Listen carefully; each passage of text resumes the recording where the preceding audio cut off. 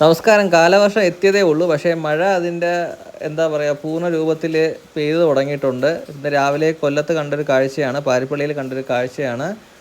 ഒരു രക്ഷയില്ല, വണ്ടി ഓടിക്കാൻ ഭയങ്കര ബുദ്ധിമുട്ടായിരുന്നു. അത്രയ്ക്ക് മഴയാണ്, വിസിബിലിറ്റി ഒട്ടുമില്ല.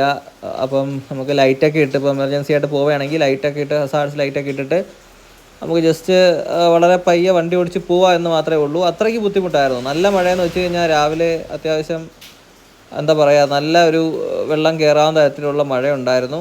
പിന്നെ പാരിപ്പള്ളിയുടെ ഒരു പ്രത്യേക സവിശേഷത, ഒരു കാരണം എന്ന് വെച്ച് കഴിഞ്ഞാൽ ഈ NHൻ്റെ പരിപാടി നടക്കുന്നുണ്ട്. അതുകൊണ്ട് തന്നെ നമുക്കറിയാം പലയിടത്തും ഇത് പൊളിയുന്ന വിശേഷങ്ങളൊക്കെ നമ്മൾ സ്ഥിരം ബസ്സിലൊക്കെ കാണുന്നതാണ്, ടി വിയിൽ ന്യൂസിലൊക്കെ കാണുന്നതാണ്. അപ്പം പാരിപ്പള്ളിയിലും NHൻ്റെ പരിപാടി നടക്കുന്നുണ്ട്. അവിടെ സൈഡ് വാളിൻ്റെ ഭിത്തി നിർമ്മാണം നടക്കുന്നുണ്ട്. അപ്പം ചില സമയത്ത് നമുക്കും പേടിയാവും. പിന്നെ ഇതിപ്പോൾ ഒരു അണ്ടർ പാസിലൂടെയാണ് നമ്മളിപ്പോൾ ഇനി കയറി പോകുന്നത്.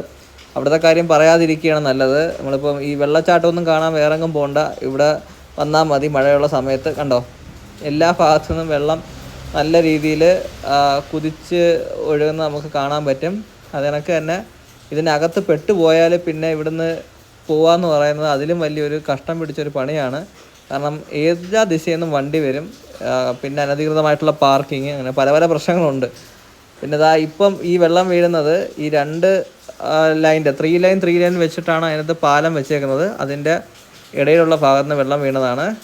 പിന്നെ ഇവിടെ നിന്ന് പോകുന്ന വഴി ഇതിന് ശേഷം നല്ല വൃത്തിയുള്ളതാണ്. പക്ഷേ അവിടെയും ചെറിയൊരു പ്രശ്നം എന്ന് വെച്ച് കഴിഞ്ഞാൽ, ഞാൻ തിരിച്ച് വന്ന സമയത്ത് കണ്ടതാണ്, അവിടെ എല്ലാം വെള്ളം കയറി. വൈകുന്നേരം നോക്കിയപ്പം ആ ഭാഗം ഫുള്ള് വെള്ളം കയറി കിടക്കുകയാണ്.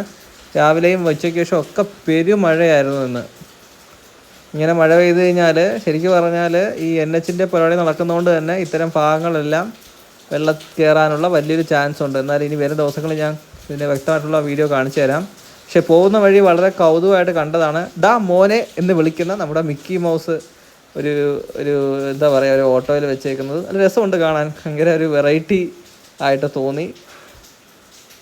അപ്പോൾ അതിൻ്റെ പുറകെ ഇങ്ങനെ ജസ്റ്റ് പോയതാണ്. ഒന്ന് മിക്കി മൗസ് നമ്മുടെ ഫഹദ് ഫാസിലിൻ്റെ സൗണ്ടിൽ മോനെ എന്ന് വിളിക്കുന്ന പോലെ നമുക്കൊരു ഫീല് വരും.